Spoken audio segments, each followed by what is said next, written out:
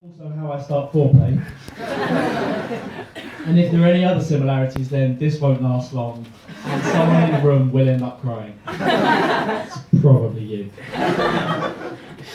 I'm not very open about this whole sex thing, so I decided to talk about it to a large group of people who I've never met.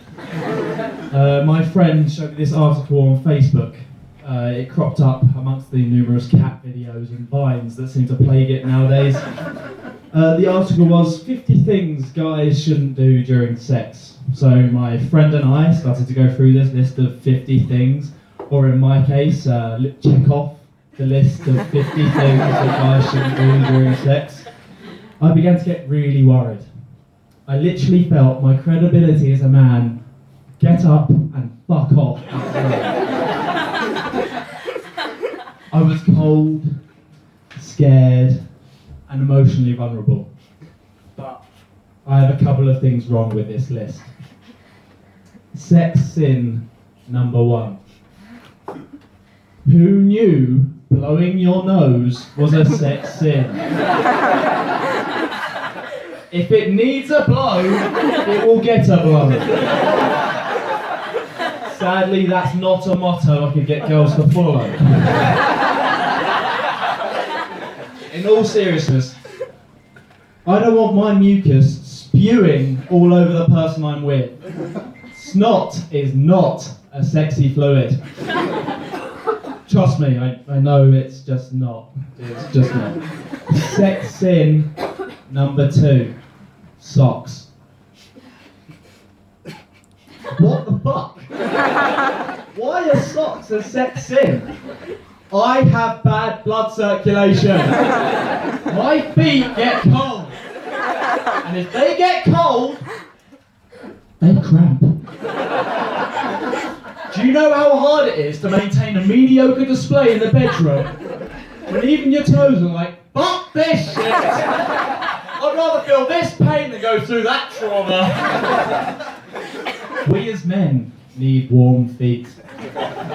Sex sin number 3. Apologising. Apparently it's bad to be considerate. Honestly, it's on there. Oh God. That's probably how it starts, actually. In all honesty, I don't see anything wrong with apologising before the train wreck that is intercourse avec moi. In fact, I even apologise during. Just to let them know that even I know it's bad.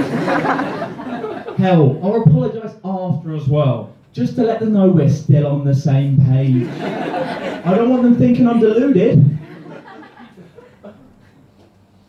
Well, the silence is great. My theory is, if I'm a nice enough guy, then maybe, just maybe, they'll let me do it again sometime. But sadly, at this point, I'm already in tears, so a second date is already off the cards. But that's just another sex sin I have under my belt.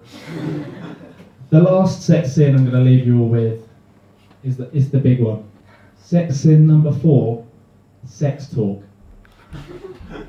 But I don't mean stuff like, ooh baby, you like that?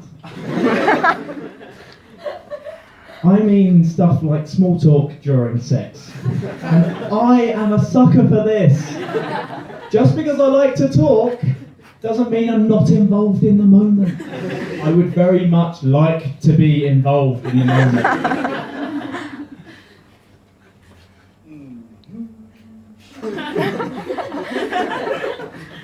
The way I see it is if we're so physically close, why not let our minds breach the gap as well? When I say small talk, I don't mean things like politics. Not at first, anyway. I'll start off by getting to know the mood, to see whether they've been hindered by the current pathetic fallacy, the constant overcast of the East Midlands sky.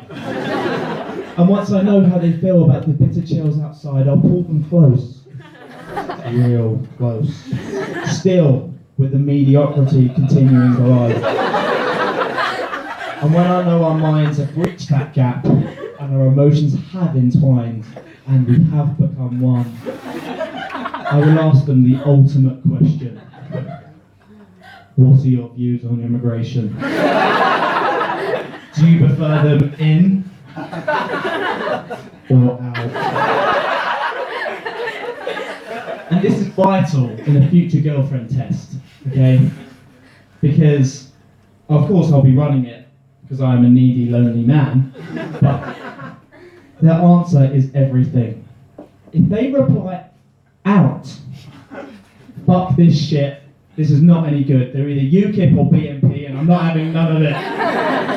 If they reply in, well, I think we got a keeper. But alas, by then the tears are running, the mucus is flowing, and my toes have already cramped. But fuck it, I'm finished anyway, so it doesn't matter. Thank you very much.